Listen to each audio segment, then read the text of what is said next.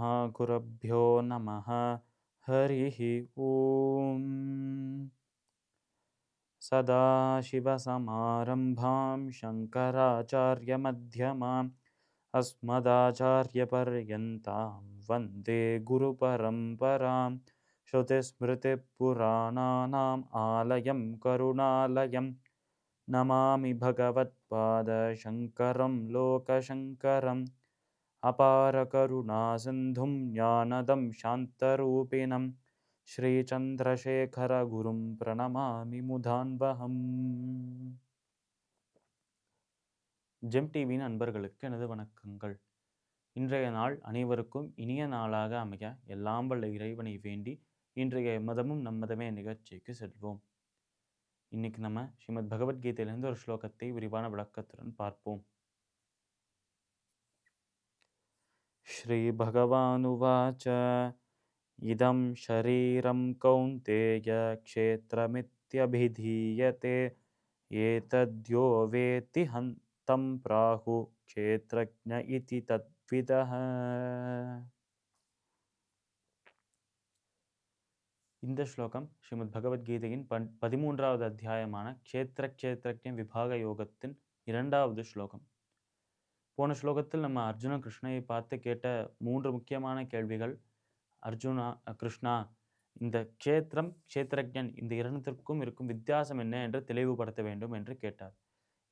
இதோடு சேர்த்து இந்த ஒரு ஆத்மாவுக்கும் அந்த பரமாத்மாவுக்கும் என்ன ஒரு தொடர்பு இருக்கு, இது போலவே எப்படி இந்த ஒரு ஞானம் என்றால் என்ன, ஞானத்தினால் கிடைக்கக்கூடிய பலன் என்ன, இந்த புருஷன் என்றால் யார், பிரகிருதி என்றால் யார் என்று பல கேள்விகளை கேட்டார்.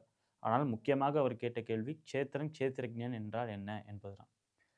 அப்படியே அவர் கேட்ட அந்த ஒரு கேள்விக்கான பதிலை சொல்வதற்காக இந்த ஸ்லோகத்தில் துவங்குகிறார் நம்மளோட பகவான். இந்த ஒரு அத்தியாயத்தின் 2வது ஸ்லோகத்தில் அப்போ கிருஷ்ண அர்ஜுனையை பார்த்து சொன்னது, அர்ஜுனா, பல செயல்களை செய்து அந்த செயல்களை செய்பவனாகவும் செய்து அது தன் மூலமாக அந்த செயல்களை செய்து கொள்வனாகவும் அந்த ஒரு செயல்லேருந்து ஒரு பலனோட பந்தப்படுத்தப்பட்டவனாகவும் இருப்பவன் தான் க்ஷேத்திரம் என்று சொல்றார் நம்ம கிருஷ்ணர். சுலபமாக சொல்ல போனால் இந்த உடல் தான் க்ஷேத்திரம் என்று சொல்றார்.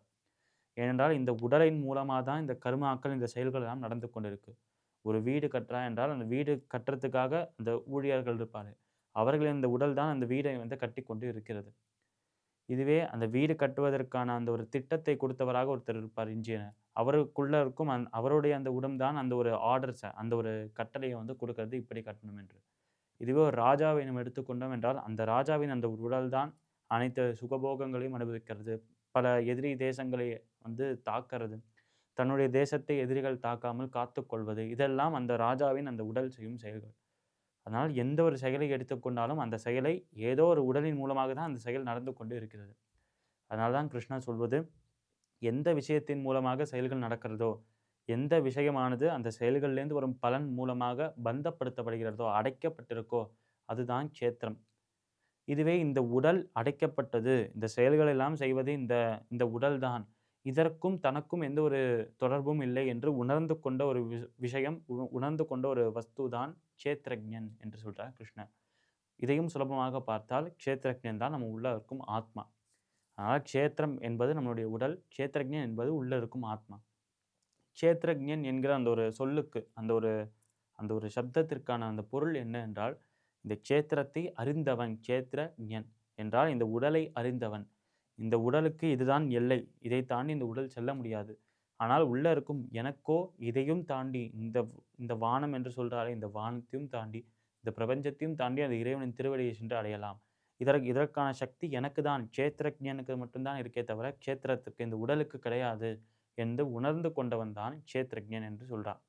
அவை நான் சாதாரணமாக அனைவருக்குள்ளும் இருக்கிற ஆத்மாவை க்ஷேத்ரஜ்ஞன் என்று சொல்லவில்லை. எந்த ஆத்மா, எந்த நபருடைய அந்த ஆத்மாவானது தான் அந்த இறைவனின் அந்த ஒரு அடியவன், தான் அந்த இறைவனின் அந்த ஒரு தாசன் என்று புரிந்து கொண்டு அவரையே சென்று அடைவது, அங்கிருந்து தான் வந்திருக்கும், திருப்பி அவனையே சென்று அடைவது தான் நம்மளுடைய குறிக்கோளாக இருக்க வேண்டும், நம்முடைய லட்சியமாக இருக்க வேண்டும் என்று உணர்ந்து கொண்டவன். அப்படி இருக்கும் ஒரு பக்தனின் அந்த ஒரு ஆத்மா, பக்தனின் அந்த ஒரு உள்ள இருக்கும் அந்த ஒரு சோல், ஆத்மா, அதுதான் க்ஷேத்ரஜ்ஞன் என்று சொல்றார் கிருஷ்ணர். இதை தான் பல முனிவர்கள், பல ரிஷிகள் கூறியிருக்கிறார்கள் அர்ஜுனா என்று சொல்றார். அதனால இந்த ஒரு விஷயத்தை பல ரிஷிகள், பல முனிவர்கள் முன்னாடியே சொல்லிகிட்டே வந்துட்டு இருக்கா. ஆனால் அப்படி பல பேர் சொன்னாலும் அதை பல பேர் கேட்டாலே தவிர சில பேர் கேட்கவில்லை. அந்த சில பேரையும் கேட்க வைக்கணும் என்பதற்காக தான் பகவான் சொன்னால் அனைவரும் கேட்பாளே. அதனால்தான் நானே சொல்கிறேன், அவர்கள் சொன்னது உண்மைதான். க்ஷேத்திரம் என்றால் இந்த உடல், அழியக்கூடிய உடல். க்ஷேத்திரஜ்ஞன் என்றால் அழியாத அமிர்தமாக இந்த இறைவனை சென்று அறிவதில் துடித்துக் கொண்டிருக்கும் ஆத்மா என்று சொல்றார் நம்ம கிருஷ்ணர். ஸ்ரீமத் பகவத்கீதையின் 13வது அத்தியாயமான க்ஷேத்திரஜ்ஞ விபாக யோகத்தின் 2வது ஸ்லோகத்திற்குண்டான விளக்கம் இதுவே. மீண்டும் நாளை சந்திப்போம். நன்றி, வணக்கம்.